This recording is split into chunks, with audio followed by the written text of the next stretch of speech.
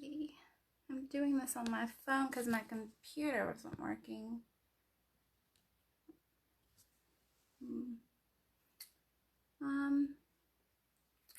I don't, okay. So I'm doing this on my phone because my computer is having some issues. So if someone could message me, if they can hear me, that would be great.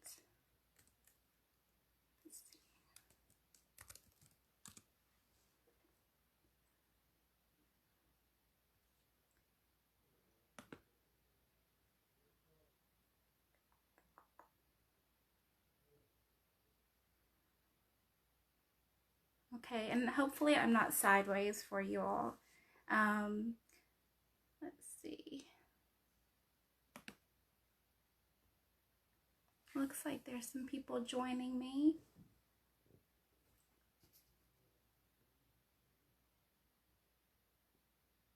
I hope you were able to tune in earlier to Ansley and Tiana's readings. They were beautiful, and it is such a gift to be part of this reading. Oh, good, you can hear me. Okay, thank you so much, Ansley. I wasn't sure. Okay, awesome. Okay, so I'll just give you a quick intro. My name is Arlynn Dunn, and I currently live in Knoxville, Tennessee. It's also where I grew up. I was born in the Philippines and adopted when I was 6 months to a white family. I also have an older sister who's from Korea. My adoption was closed, and I never really sought out my birth history or culture until the last couple of years, where I reclaimed my birth name, which is Arlynn, the name that I go by now. It's Gaelic, and it means pledge. I've also, I want to give a shout out to the beautiful community of adoptees that I found online through the Facebook group Subtle Asian Adoptee Traits. They've been a really a game changer for me because where I grew up was kind of not really isolated, but there just weren't many adoptees or Asians or Filipino role models where I grew up. My professional background actually isn't literary. I recently graduated as an occupational therapy assistant. I've worked mostly with kids with special needs. I've also worked with adults.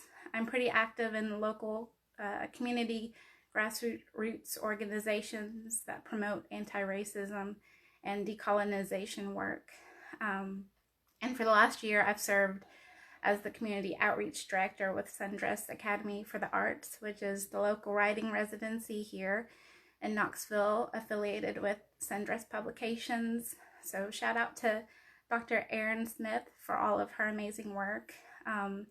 Thanks to Sundress, I've met a lot of beautiful writers, including Ansley, Jane Wong, Muriel Lung, and it's really helped me connect to more Asian writers, contemporary writers that I follow.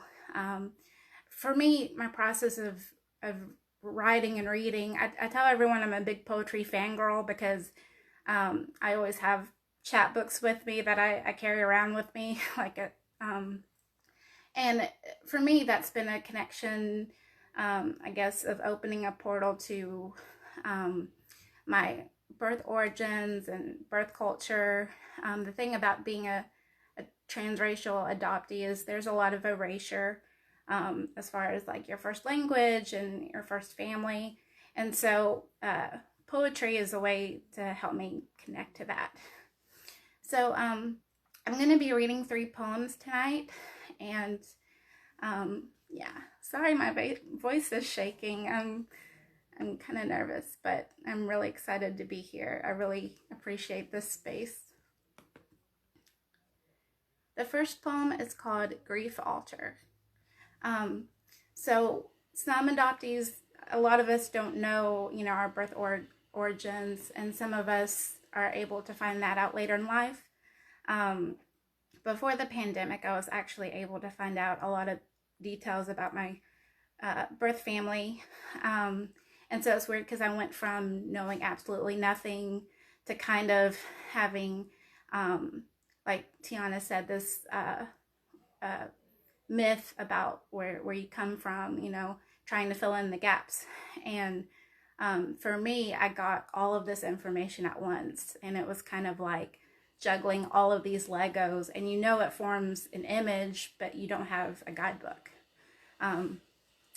So this is called Grief Altar. Gather the following materials. A simple woven tapestry that can be spread across the table of your choice. Good incense and a variety of mismatched tea lights. Natural lighting from windows if you have it. The ashes in your throat that beg you to carry whole portals of closed doors. Polaroids of faces who love and wound you. A fruit of your choice, though mango is recommended for reverence. A blank notebook which fails to produce prayers, only questions.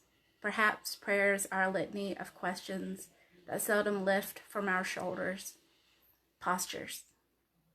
Sit cross-legged with your hands folded in your lap. Kneel by the floor on a pillow. Stand with your body facing a window to direct the sun to your altar. Sit on a stool in front of table with fingertips strumming the frayed edge of your tapestry as if to receive courage and memory, both of which you are certain have been lost in this quest. Practices. Make sure to hydrate. Sit and do not be disturbed. Sit and let the ruminations disturb you. Pray, but you balk at prayer, though your form outlines the lament of a song your first mother sang. Breathe. Cry. Feel anything but apathy, which scares you the most. Stand up and leave the room. Close the door behind you. Let the weight of your body return to neutral. You do not enter the room again for many days until the mango is soft from rot. Okay. And then the second poem I'm reading it's called Journey to Remembrance through Filipino Foods. So besides writing and reading, food is a gateway to Filipinos. And for me, I'm constructing this poem, but I want it to be a series of going back to these Filipino foods that I'm learning about and writing a poem about them. So this first one is called Spam and Rice. As a child, and to the horror of my mother, I ate slices of cold spam from its metal tin with my cousin. We doused the slices in mustard and white bread, washed it down with Cokes and exaggerated stories of his army days. When I was 34, I had fled the drunken fists of a man for the second time, the final time. Solace was a bowl of white rice, fried spam, scrambled eggs, and the powerful hug of a friend who let me cry after the initial shock fell away. In years that have followed, Spam Slog became a set of early morning or midnight rituals to wash and steam white rice, assemble it with fried egg and spam, a way to pay resiliency and heritage homage, and to celebrate all the ways the body relearns to reset after withstanding violence. The second one is called Boodle Fight. Boodle Fight it's like a Kamayan feast where there's large tables of people gathered around. There's banana leaves spread out, and you're supposed to eat with your hands. My friend introduces me as American, says she's adopted to the aunties whose hurried movements pause in the large kitchen. They briefly fuss over me. You don't look Filipino, says one of the aunties. Her words vibrate between my ears. I try not to flinch or act pierced. The sounds of guttural, unfamiliar syllables resume around me. How does memory uphold language? We crowd the table assembled with banana leaves and copious offerings of rice, lumpia, fresh crab, and shrimp. Eat like this, Tita Marie says, and gestures with her hands as though cupping a bowl. I imitate them and mirror their expressions, the pointing with lips and laughter that always follows most Filipino conversations. Later, they insist I take home Ziploc bags of leftovers. It is only when I take them out to reheat in my small apartment that I cry. The hunger, not for food, but for connection to origin and to Capua. And this will be my final poem. It's called A Lesson in Hauntology, and it's got a footnote. Hauntology is this concept that refers to the return or persistence of elements from the past, as in the manner of a ghost. Much of 2020 has been surviving the things that have haunted me and learning to deal with those ghosts and even welcoming them. There's this podcast that I love and swear by, the Versus podcast with Franny Choi and Dennis Smith, and they had a discussion on it with Era D. Matthews about this idea of hauntology and building your work despite the hauntings and the ghosts. And so it was a really enlightening conversation. Okay, a lesson in hauntology. Asuncion stands pitched under the tropical sun, her frame almost hidden by mangroves, and hair slightly unruly as coarse white peaks amid black waves dart across her shoulders. When she turned her face toward the sun, the eyes of the man who loved her followed. He claims he is her husband and pleads for her return, but she rebukes his shadow and regards his gentleness as a soft violence when he reminds her of their surviving children in Leyte, still small, who call for their nanay. She has cleared all registers of their lives together, all marital and maternal roles emptied by the landmines of her mind. She cannot handle such ghosts now, the living or the dead, though she remains the haunting over all of them. She claims sanctuary with her nephew in Quezon City. Nearby titas purse their lips in reproach as they watch. My first mother deny her first husband reconciliation. They mutter, Walangia, under their breath, and draw the sign of the cross. To them, she is an unforgivable rebellion. Any rejection from a woman is a dagger, though as a fisherman, he has handled many blunt and sharp objects.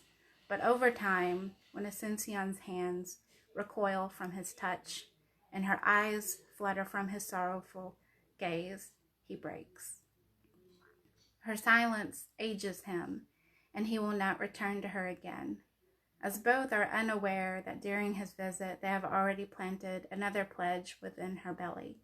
This pledge to memory and song survives.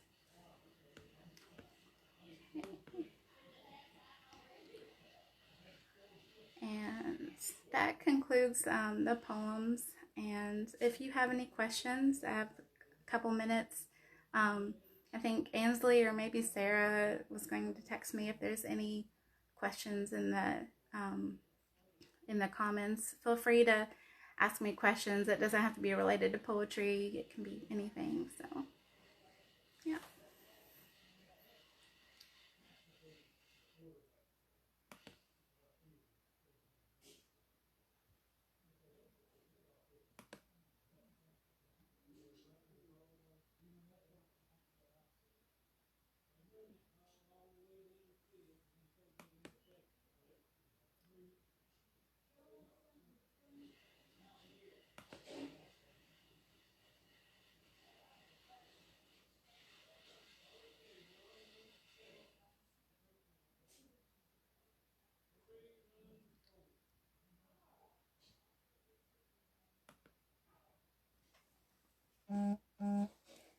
Let's see.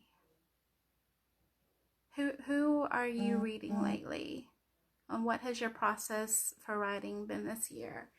My process has actually been more research,